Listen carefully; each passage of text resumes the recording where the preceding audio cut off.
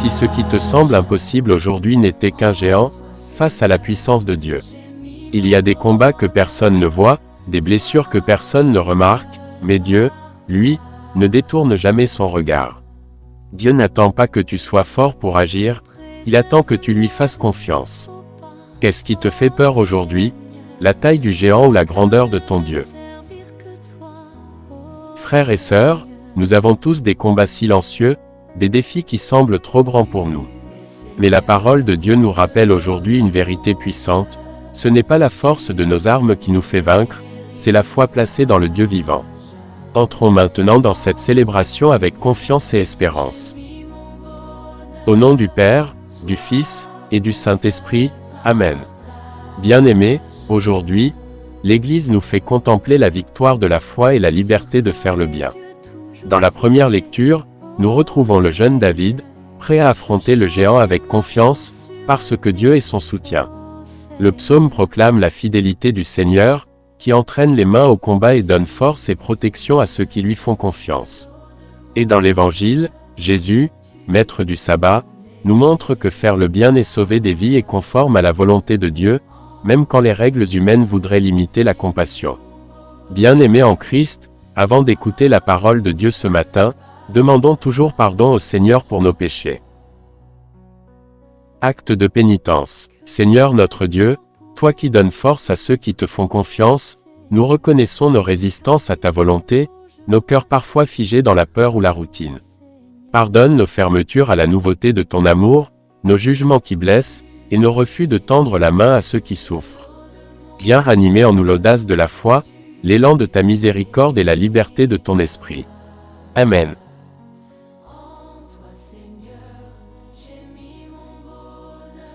Bien-aimés en Christ, écoutons à présent la première lecture. David triompha du Philistin avec une fronde et un caillou.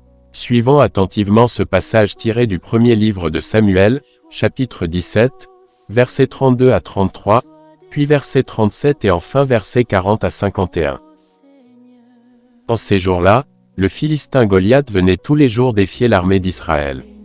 David dit à Saül, « Que personne ne perde courage à cause de ce Philistin. Moi, ton serviteur, j'irai me battre avec lui. » Saül répondit à David, « Tu ne peux pas marcher contre ce Philistin pour lutter avec lui, car tu n'es qu'un enfant, et lui, c'est un homme de guerre depuis sa jeunesse. » David insista, « Le Seigneur, qui m'a délivré des griffes du lion et de l'ours, me délivrera des mains de ce Philistin. » Alors Saül lui dit, « Va, et que le Seigneur soit avec toi. » David prit en main son bâton, il se choisit dans le torrent 5 cailloux bien lisses et les mit dans son sac de berger, dans une poche, puis, la fronde à la main, il s'avança vers le Philistin. Le Philistin se mit en marche et, précédé de son porte-bouclier, approcha de David. Lorsqu'il le vit, il le regarda avec mépris car c'était un jeune garçon. Il était roux et de belle apparence. Le Philistin lui dit, « Suis-je donc un chien, pour que tu viennes contre moi avec un bâton ?» Puis il le maudit en invoquant ses dieux. Il dit à David, « Viens vers moi, que je te donne en pâture aux oiseaux du ciel et aux bêtes sauvages. » David lui répondit, « Tu viens contre moi avec épée, lance et javelot, mais moi, je viens contre toi avec le nom du Seigneur des armées, le Dieu des troupes d'Israël que tu as défié. Aujourd'hui le Seigneur va te livrer entre mes mains, je vais t'abattre, te trancher la tête, donner aujourd'hui même les cadavres de l'armée philistine aux oiseaux du ciel et aux bêtes de la terre. Toute la terre saura qu'il y a un Dieu pour Israël, et tous ces gens rassemblés sauront que le Seigneur ne donne la victoire ni par l'épée ni par la lance, mais que le Seigneur est maître du combat, et qu'il vous livre entre nos mains. » Goliath s'était dressé, s'était mis en marche et s'approchait à la rencontre de David. Celui-ci s'élança et courut vers les lignes des ennemis à la rencontre du Philistin. Il plongea la main dans son sac, et en retira un caillou qu'il lança avec sa fronde. Il atteignit le Philistin au front, le caillou s'y enfonça, et Goliath tomba face contre terre. Ainsi David triompha du Philistin avec une fronde et un caillou. Quand il frappa le Philistin et le mit à mort, il n'avait pas d'épée à la main. Mais David courut, arrivé près du Philistin, il lui prit son épée, qu'il tira du fourreau, et le tua en lui coupant la tête.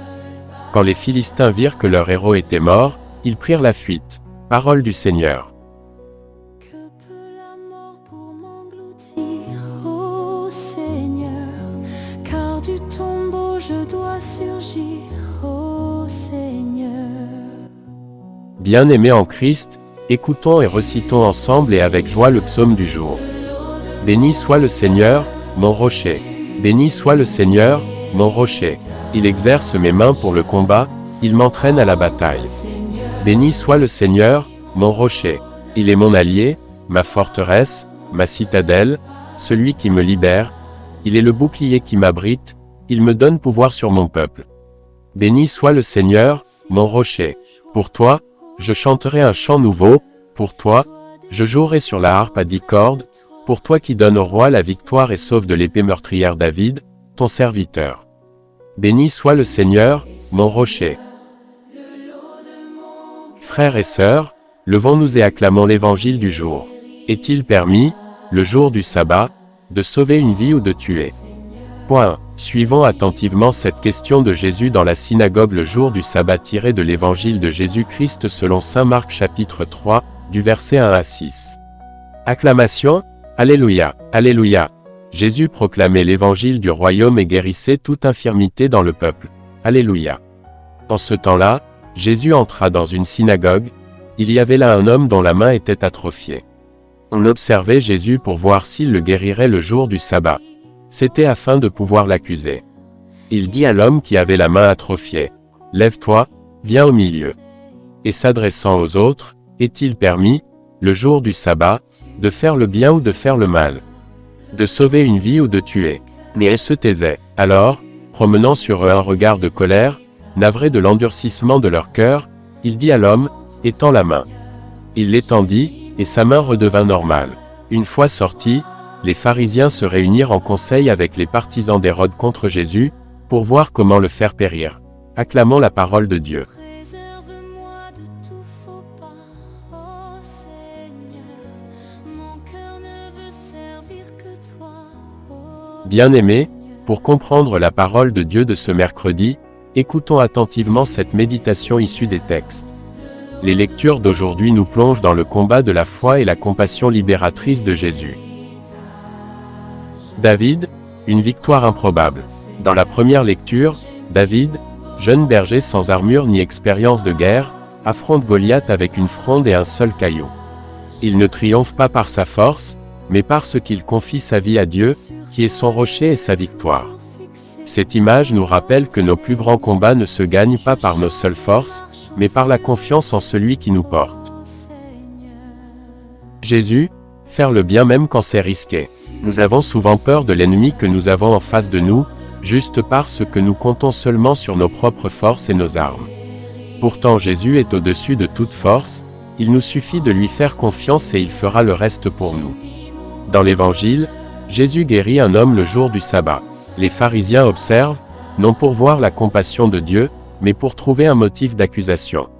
Jésus leur demande, et nous demande aujourd'hui, si faire le bien et sauver une vie est conforme à l'esprit de la loi. La réponse est évidente. La loi de Dieu est faite pour la vie, non pour l'oppression. Jésus choisit la miséricorde et la vie plutôt que la stricte observance qui étouffe la bonté. Ce que cela signifie pour nous parfois, nous sommes appelés à faire le bien même quand les autres nous regardent, jugent ou critiquent. Comme David, nous pouvons nous sentir petits face à nos problèmes, mais Dieu est notre force et notre libérateur. Comme Jésus, nous découvrons que la compassion n'a pas de frontières, elle dépasse les règles quand celles-ci deviennent obstacles à la vie. Aujourd'hui, demandons à Dieu de nous rendre audacieux dans le bien, compatissants dans nos décisions et libérés de l'esprit étroit qui juge avant d'aimer. Loué soit Jésus-Christ. Frères et sœurs, prions le Seigneur pour implorer sa présence et sa miséricorde dans nos vies, pour lui demander d'être aussi à nos côtés et d'intervenir à tout moment, de nous donner le courage face à l'ennemi comme il a fait pour David.